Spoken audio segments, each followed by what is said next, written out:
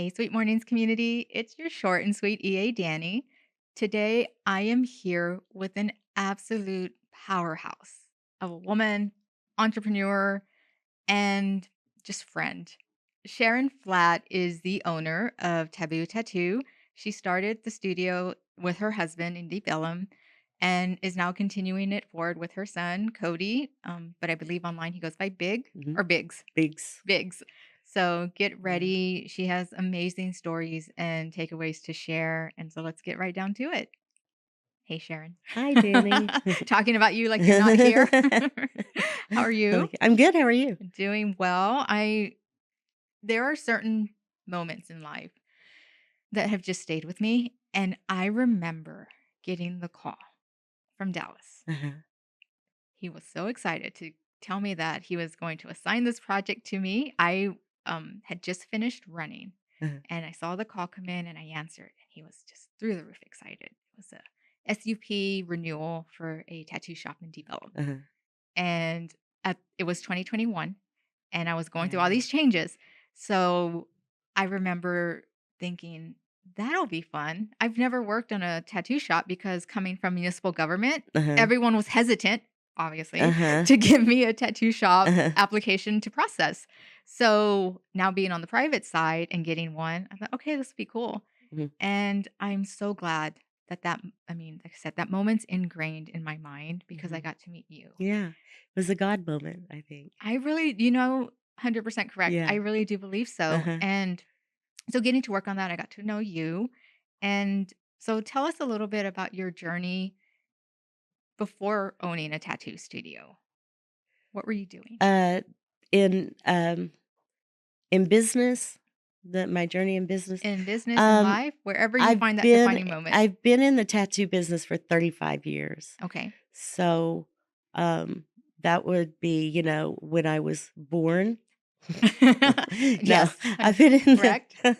but no, I've been in the tattoo business for 35 years, and it's pretty much the only thing I've ever done. Really? Yeah. I don't think I knew that. Yeah. Okay. When I was younger, uh, I grew up in a small, conservative Republican Baptist town, Mhm. very tiny in the Panhandle. Like the footloose community. Yes, and so, um, it was very difficult, to kind of, um, exist in that kind of environment as I got older. Mhm. I was very artistic, Mhm. and I loved art. My dad was a tattooed man, and, that was probably the one and only thing that we ever had together. When I Mhm. was a little girl, um, he the only time like, a few times I would be able to sit on his lap, and he would give me a juicy fruit gum, Uh-huh. and then let me look at all of his tattoos on his arms, and I would go through every single one. He had sleeves on both arms, and I would go through everything single one, and always try to see if I could find a new one, but the one that he had that I loved the most was he had that traditional Black Panther crawling up his forearm. Yes. And, I loved that tattoo so much. It had, like, his claws dug in, little drops of blood on it, Uh-huh. and I would always ask him, "Does that hurt? Does it hurt you?" And he would make jokes, "Oh, yes, it hurts." And, only when I make him mad, he'll hurt me, and stuff like that, and it was a loving, endearing moment that my dad shared with me, uh, and probably the only loving, endearing moment that my dad shared with me when I was a tiny little kid, Mm. and, but, they say the that the things happen to you as a child is what molds you as an adult, Right. and, that, I think, was what probably, uh, my first love of tattoos. Yes. And for me, what they meant for me was tattoos brought, uh, love and affection. I I love kind of associated it with love and affection. Yeah. And, so, I started young. I had 2 small children, and my husband and I, we started I married a tattoo artist, and we started really young, and we, just kind of worked our way through the whole thing. We started at a time when it was before it was actually booming, Right. so we got so we were in when when it started booming, when tattooing really took off, so So before y'all started the business, what were those conversations happening around should we or shouldn't we take that leap of faith? not a lot of conversations. It was more like, "Yeah, let's do it. Okay, let's do it. We'll figure it out as we go," and that's just what we did, and it worked. It worked.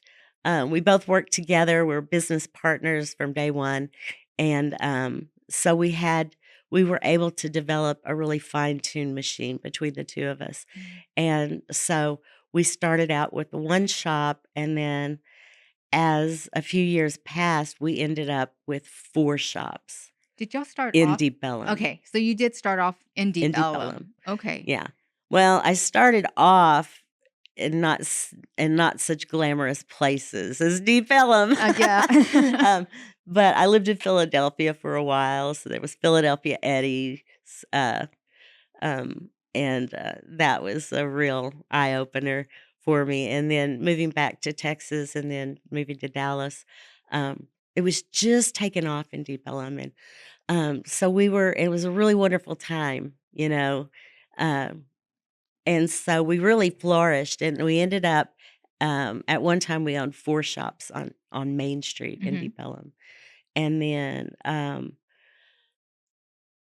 and then my husband died in '06, and, from that point on, I had to run these places by myself, on my own, and, that was a real those were some yeah, that was tough, that was Yeah. tough, What a learning and curve. I hate to say the word, "Oh, it's so tough being a woman in business."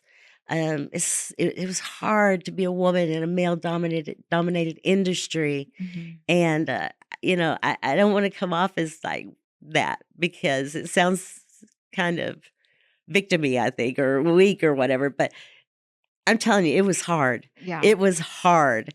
I got backlash from every direction, from every other male tattooist, male shop owners, from everywhere. But then there was a lot of support as well. Yeah. But the naysayers were the loudest. Yeah. And it just made me more determined to dig my heels in and keep it going. What And I was able to uh Mm, I was able to open up shops all over, by myself. We opened up a shop in New Orleans, really? uh-huh, and, had another shop in Bishop Arts for a while, and one in Oklahoma City. So, yeah, that's how I coped, I think, with Yeah. his death, just staying so busy. But, my son now is, uh, a tattoo artist Uh-huh. working in the shop that me and his dad created, and my godson is still working there. The only jobs they've ever had. They're 40 now. Well, that goes Yeah. to show to your staying power, but also, so you are tapping into my land use background when you mentioned you have a tattoo shop in Louisiana, one in Oklahoma, Uh, one in Texas. So you are navigating different states. yeah. Are there different Oh, requirements? yeah. Yeah. Very different. Very, very different.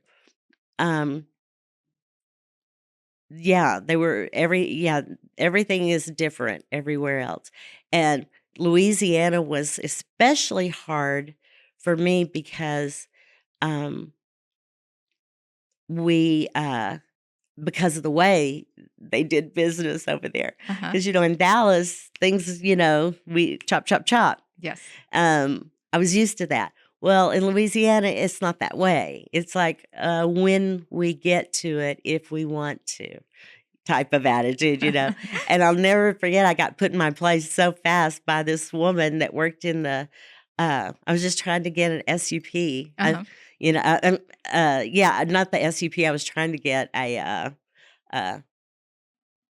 the permit, Okay. um, Like a just health oh, permit or no, a certificate of occupancy? certificate Yep. yeah, it left me a certificate of occupancy, which in Dallas, you can go down to the courthouse and get it within minutes. Mhm.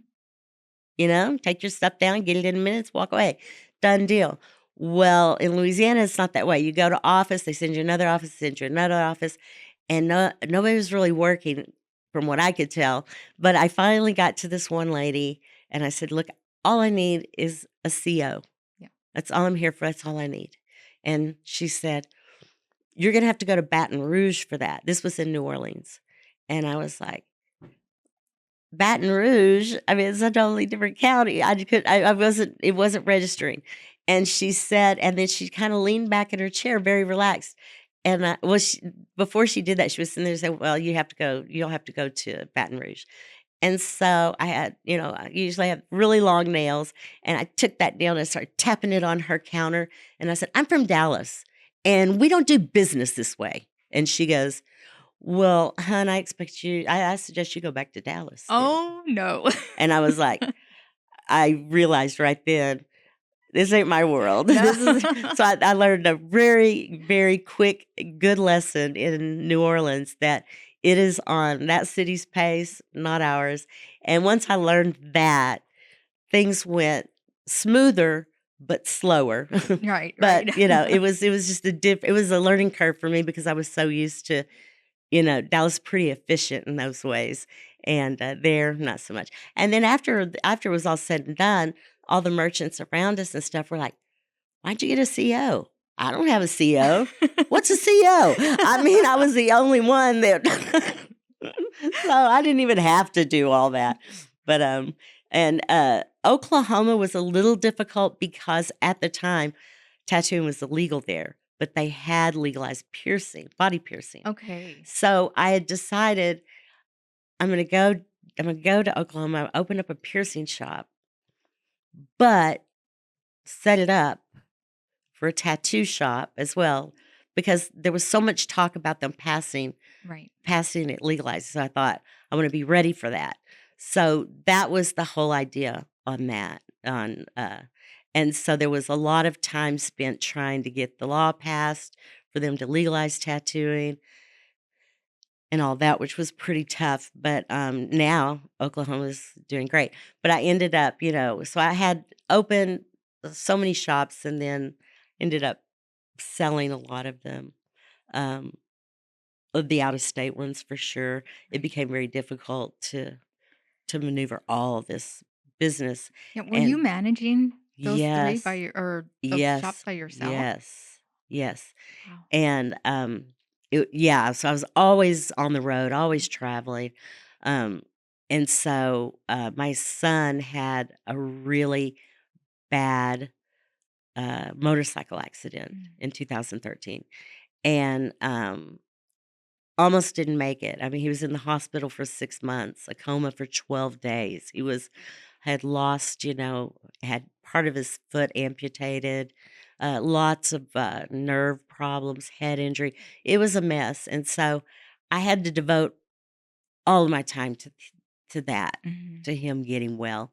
So I started selling a lot of the businesses and getting and whittling it down to so where it was manageable for me so that, I could help get my son rehabilitated. Right. Which good news, he did. He's doing great now, tattooing phenomenally, and um, everything worked out. But now, yeah, now I'm just kind of sticking to the one shop rule right now. Okay. Yeah, and doing well because you just recently celebrated the 30-year anniversary Yeah, of yeah, Taboo, and has Taboo been in that same location those 30 years? yes, yes, No.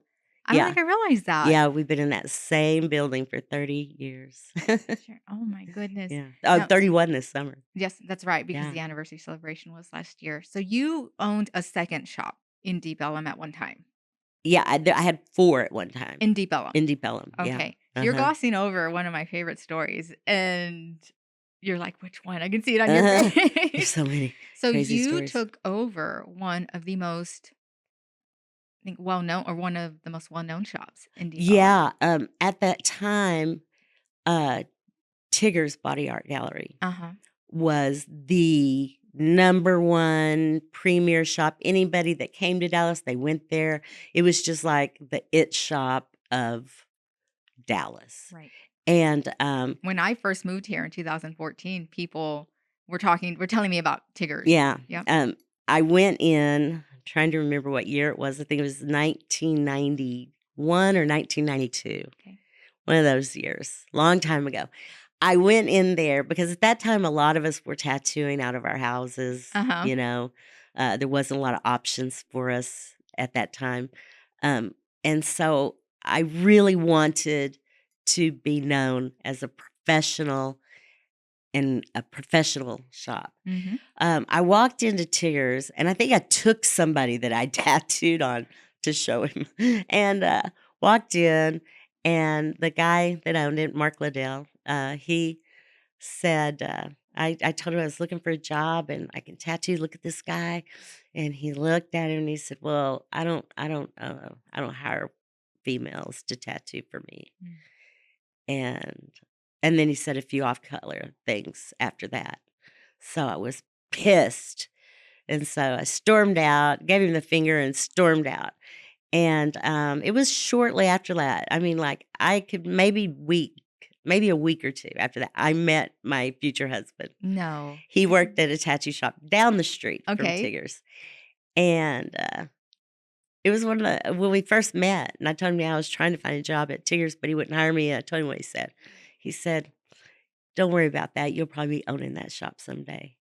And literally 2 years from that day, I bought Tigger's. But yeah, he, ended up selling that shop to us, and then we ended up buying another shop from a guy across the street, and then another shop down the street we bought. So we owned all the tattoo shops on Main Street at one time. Oh my gosh. Yeah, So then in the '90s. you went and navigated changes as Dallas was going through. I'm not sure when they tightened the ordinances Yeah, around tattoo shops yeah. in Deep Ellum. Because in the beginning, there was none. It Right. was like the Wild West. You didn't have to have anything. You just had to have a lease and a building, you know? Mhm. And then I think it was a couple of years in to that the health department, the city was like started putting more criteria, Mhm. especially in the entertainment districts. Yeah. And so we had to start, getting the certificate of occupancy and then getting the special use permits and all of that, and then getting our health department license. And so, yeah, I was in the beginning stages of all, I was there during the beginning stages of all of that, everybody working the kinks out of all that stuff. How did you Yeah. figure it out? I don't know because I was not smart. I didn't know I'm what stopping you to right there. That do. is not true. Uh, Everything you've told us up to this point has proven that no, statement wrong. I was So, I was literally in the business sense.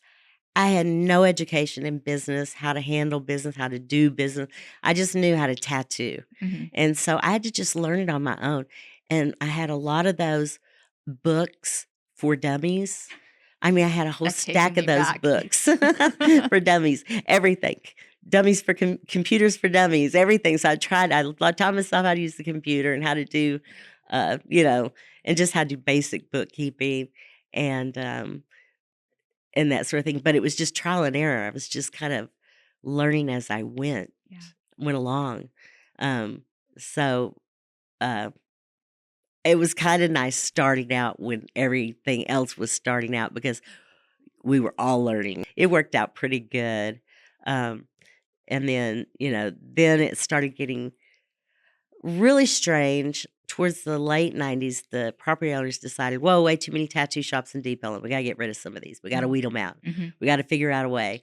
And, so because I was so always in their business, making a point to be friends with the property owners and always engaging, Mhm. when they decided their secret plan, nobody was told about it. It was a secret because it had to be voted for at the Right. city council, and they wouldn't anybody showing up to go To against oppose it. it. Yep. But they did tell me because I just walked into the founders meeting one day and just sat down. And they were like, "Uh-oh, what's she here for?" So they ended up telling me the plan. Mm. They were going to make it where tattoo shops could only be a certain distance from each other. Mhm. And so because I was there, they asked me, "How far are you from your farthest shop?" And I said, "I'm not sure." And then they were like, "Well, can you measure it and tell us, and we'll use that as the rule of thumb." Oh, That was probably, thinking back, that's probably one of the a magical moment that I just kind of barged into their meeting and, yeah. got privy of their plan, and so that's why, uh, my shop stayed when there was a couple others on Main Street actually that had to leave, and, That's definitely another lesson in the importance of networking yeah. and Yes. but being authentic in your Yeah. networking as well. If you had I'm sure if you had come off as inauthentic, that same respect would not have been there. Yeah. But Yeah. yeah, you are also just the type of person who can't be anything but authentic. You always show up as your Yeah. genuine self. Yeah, unfortunately, I do. But, yeah, it was so that's what kind of, I think helped me along in business is kind of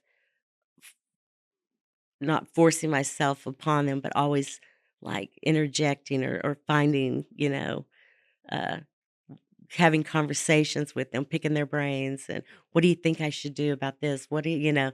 So I got a lot of, like, on the job training from a lot of these rich property Welcome to owners. Sweet Mornings. No. Yeah. So, but yeah, no formal training. I didn't go to college. I did graduate high school, but I didn't go to college or anything. I just immediately, pretty much dove into tattooing. This Yeah. openness and this desire to learn and just be curious, where do you feel that comes from? I think, you know what? It's probably my mother was very smart. She Mm, was a very smart person. She only had a 6th grade education okay. when she married my dad, and my dad was very against her furthering any kind of education at all. But she finally got strong enough to stand up to him, and she went and got her GED. She went to night school. My mother loved medicine, and she loved nursing, and she was a nurse's aide, Mhm. um, at the time, and she wanted to be more, and she couldn't because she didn't have high school education. So she worked full time as a nurse on the hospital floor. The hardest job for a nurse is working in the hospitals, um, and went to night school, and she got her GED. And when she got that GED, she just decided she was just gonna keep going, and then she went back to school, got an associate's degree, and became an LVN nurse, and then she kept going Yeah, and, got her RN degree, that's for amazing. nursing, Good for her. and she literally worked as a nurse from the time, um, I would say probably her late 20s, all the way till she retired at 70. She worked on the hospital floor as a floor nurse. She Yeah. loved it. She loved emergency rooms. She loved neonatal. She loved everything. I mean, every part of medicine, she just loved it. So I probably got that from her. But as far as like just the tenacity to to to grow and become something more. Our family is very poor. So you spend your childhood dreaming of the what ifs. Yes. When I grow up, I'm going to have a Bentley. When I grow up, you're going to you do it right. And, so, yeah, I was always pushing myself to be able mainly financially to push more, to earn more, to be able to provide more for my Yeah. kids. I wanted my kids to have, better. I didn't want them to have to grow up that way. And Yeah. so it was probably my children that pushed me and kept me going and made me want more for more out of life, Yes. you know. It sounds like your children were your why. Yeah. Yeah, my kids were my why. I definitely wanted them to have a better life. Uh Financially and emotionally, you know, so yeah, they kept me working hard. Yeah. They did, for Ah, sure. thank you Yeah, for sharing that. yeah, I learned some we've been friends now for a few years, and I just learned something new yeah, about you. yeah. Oh, Sharon. It does not surprise me though that I'm actually quite surprised you're a Scorpio, not an Aries with the drive and the fire that you have. So someone told me recently because I just launched an LLC to help Uh-huh. grow the podcast, and she said so many businesses fail in those first few years because they don't offload some things to other people. They try to do it all All themselves, themselves. yeah, And so, yeah. what is one thing that you found really helped you, maybe even if it's just your peace of mind, Uh-huh. by offloading? Stress level definitely is lower, and I have more time, for my personal self. Mhm. Um, and I was lucky because I have my family, my kids, Yeah. um, that I can trust to Yeah. do it right and do it the way I want it done. What did you take off your plate in order to make that happen? I don't tattoo anymore. Okay. I don't tattoo anymore. And And I did stop micromanaging everything, and just let everybody I'm lucky I have a lot of the everybody that works for me are extreme professionals. Mm. They're incredibly professional. They take their craft extremely serious and the reputation of the shop very serious. So I don't ever have to worry about any of that because those guys and gals, they they really they keep they're the reason the shop's there. So They are the reason. Jim Collins in his book Good to Great talks about having the right people on the Yes. bus. Yeah. When when you've discovered, "Oh, I have the wrong person on the Uh-huh. bus," Yeah. have you ever had that situation? Yes, I have, especially when you're running multiple shops. Mm. And I was younger then, a little more fiery. So, yeah, the minute I realized someone was not the right fit, or if they were stealing or Mm. doing anything, I had no problem walking in and saying, go. Fire. Everybody made fun of me. They were like, oh, the fire queen's here. I mean, she'll just walk in and fire you and go eat lunch. She don't care, But I haven't fired someone in probably a decade. Really? Yes. You gotten really good at Our that. the you get in the beginning, I have to admit, in the beginning, you don't really, you have your instincts, but they certainly weren't as keen. Over years of dealing with artists, you know, Mhm. you know by interviewing them if they're going to fit or if they're not going to fit. Yeah. But back then you didn't know. You just like give them a chance. But now it's much easier for me to be able to just talk with an artist, and I'll know immediately if they are taboo material. Mm. And I've had artists want to show me their work when they first walk in. Here's my work. If you want to look at it, I don't even want to look at it. I said, I don't, let's talk. I want to talk to you first. I don't want to look at their work first. Yeah. I want to find out who they are, what kind of person they are, what their standards are. I want to know if they're going to fit. Yeah. And then I'll look at their artwork. And if their artwork is great, cherry on top. If their artwork is not that great, but I really, really, really believe in them and know that they would work hard and do well, I'll take them on as an apprentice. Um, and I've had several guys that were turned down all over town because their artwork was not good. They had no training. They didn't know. Mm. Mhm. But man, they had heart and soul. Um, those guys I still have 2 of them with me still. So, that's probably if you were to ask me, "What are you most proud of? Yeah. What of your accomplishments in business?" That would be it. That I've been able to recognize something special in a person that most people overlook.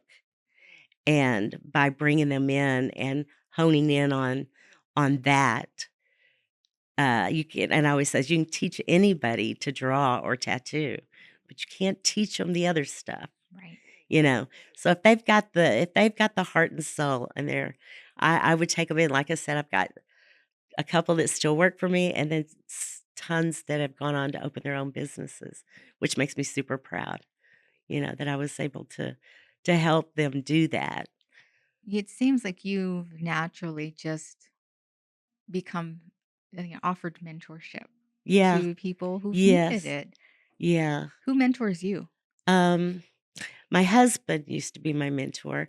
My brother Douglas, Okay. he was my brother slash pastor. Oh. Uh-huh. He was a huge mentor. He was the one that kept me grounded. He's the one that always reminded me because we began very quickly getting a lot of success and money very fast. And he was the one that kept me grounded and said, "Enjoy this today because it may not be here tomorrow." Mm. And he said, "And if it's not here tomorrow, do you still want to do this?" Yeah. And That's a great yeah. question. And so, there were times that everybody else was like, "You need to get out. It's getting bad." When the Yeah. economy tanked in '08, everybody's like, "You need to figure out something else." Nope, we just hung in there, just dug our heels in and kept it going. Um, but he was my mentor. Um, I had my brother Randy, probably. He was a good cheerleader. My brother Jerry, and my mom too. Mhm. Um, she kinda guided me. They've all passed away now, so they're all gone, but man, when they were alive, I really leaned on them a lot. Mm. But I would say I would think my husband was probably my greatest friend and mentor. Who's my we shared everything. We were business partners, we were we were married, we were business partners, we raised kids, we raised dogs, and, uh, had mortgage and all these things, and so, we were our every aspect of our life was intertwined. We were Yeah. very gelled together. So it was easy. He was a very smart businessman. His dad was a good businessman. Okay. So I just learned off of them and, kind of fed off their energy. You know, I've read that some people who are married just can't work together. Yeah, and people used to say that to us, like, "How do y'all work together?" And it was like, we would look at each other like, "We can't work without each other," Oh, My husband would say that, "Oh, if she's not here, everything goes to hell. yeah. Hell in a handbasket right away." It was, and vice versa too. It was like the energy of the 2 of us together Mhm. that created something really beautiful. Did y'all have that spark, like, when y'all first saw each other? Yes. It Yeah. sounds like it. We did. A funny story, he was working in a tattoo shop across the street from where our shop is now, but it was back in the early '90s, and they Deep Ellum had no air conditioning at all. Uh-huh. I mean, I don't think there was one business that had an air conditioner at that time, and so there was this one tattoo shop, and it's where all the cool, hot guys worked, and they all were like a co-op Uh-huh. working out of this place. It was a guy had it was a t-shirt shop, and they were all just tattooing in the back, Okay. and everybody knew, "Oh, that's where all the hot guys work." So, anyway, me and my girlfriend, we were walking, it was like 2 in the morning, we were coming around the corner. We walked in front of that shop, and it had a big plate glass window, and there were some guys standing in front of the door, and they stopped us to talk to them, and so we were talking to these guys, and they were like, "Yeah, we work here," and I looked through the glass, and, he was standing in the back Mhm. of the shop, cleaning his machine, putting stuff away, and he had no shirt on and just his 501 blue jeans with the top button unbuttoned and washboard stomach, big old biceps and all tattooed up, and I saw him, and we literally locked eyes. Mhm. I looked at him, he looked at me, and then he came walking towards excuse me, the door, and he came out there. Excuse me. He started talking to me, and then, um,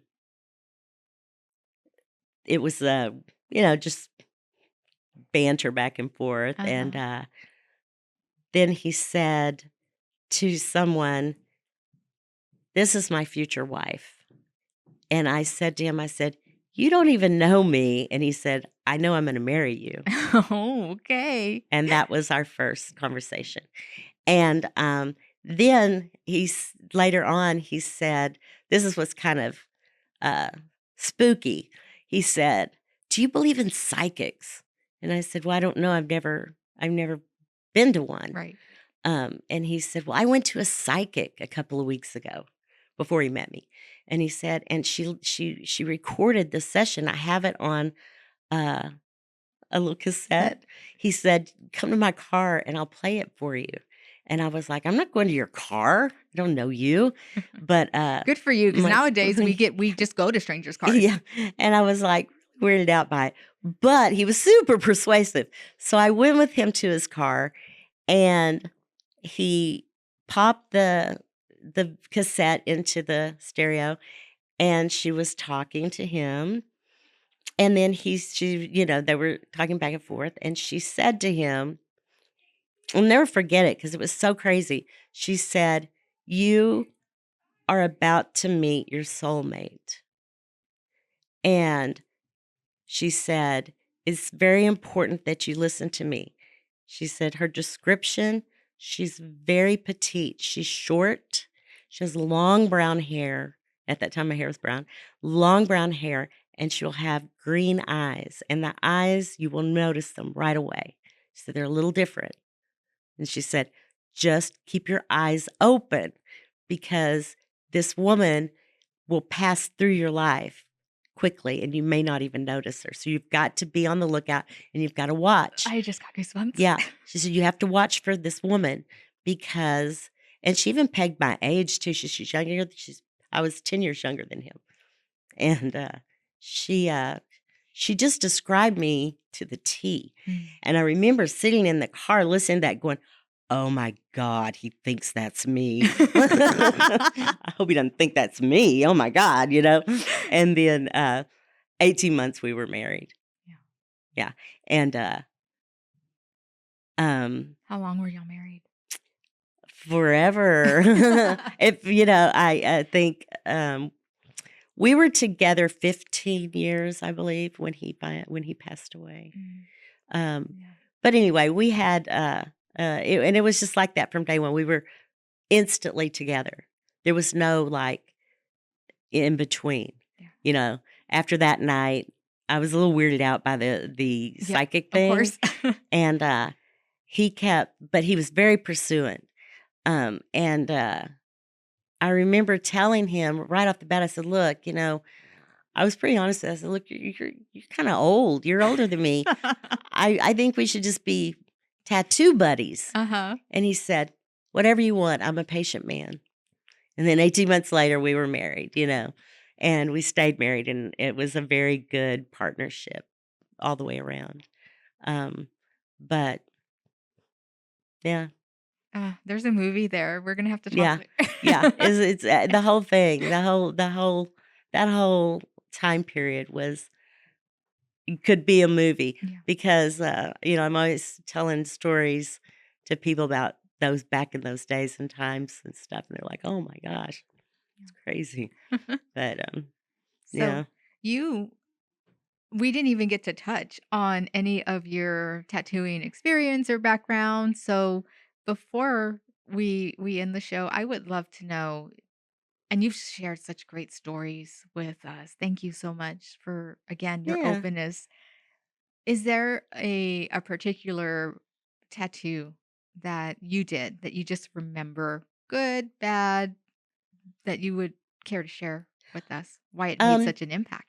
when we first started all tattooing it, I told you had been trying to get a job, and then when I met uh, the guys, the place was the second place where I stopped, where I had met my husband.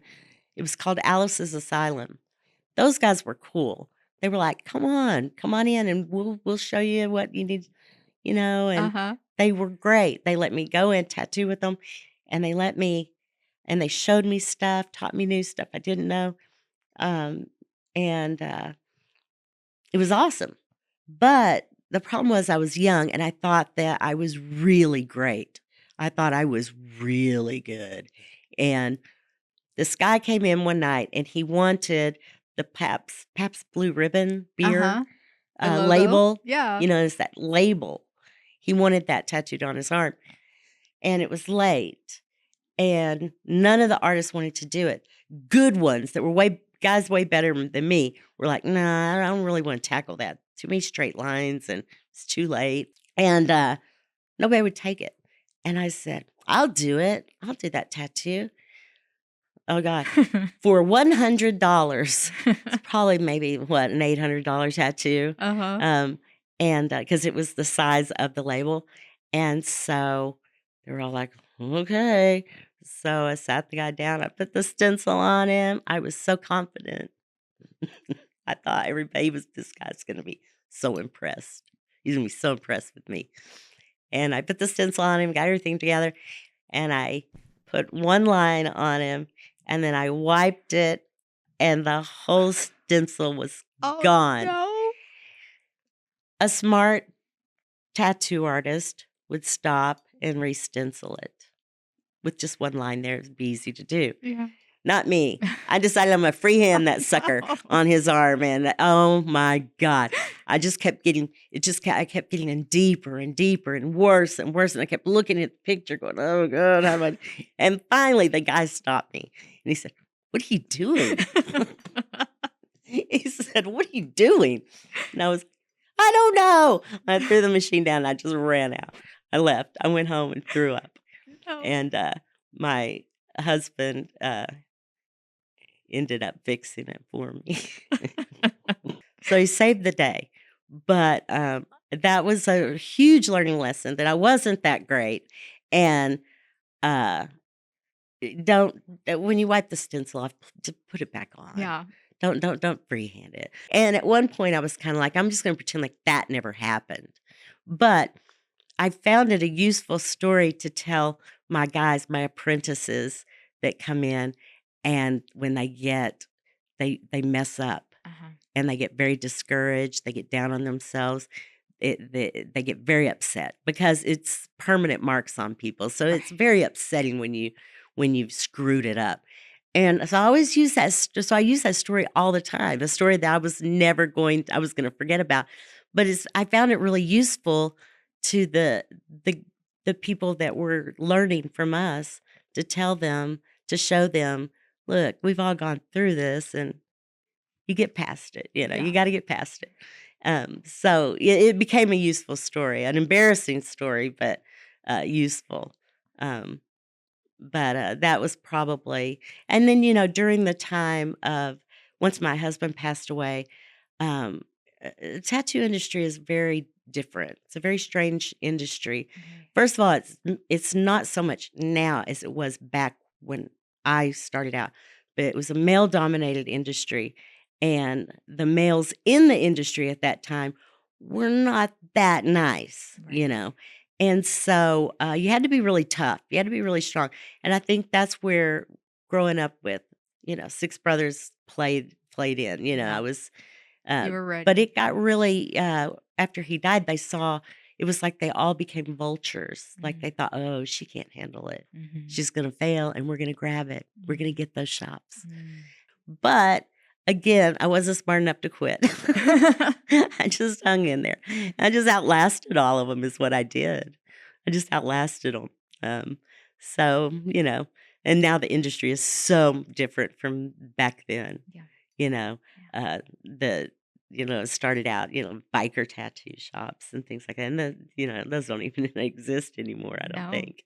Um, but now it's going more to the private studios.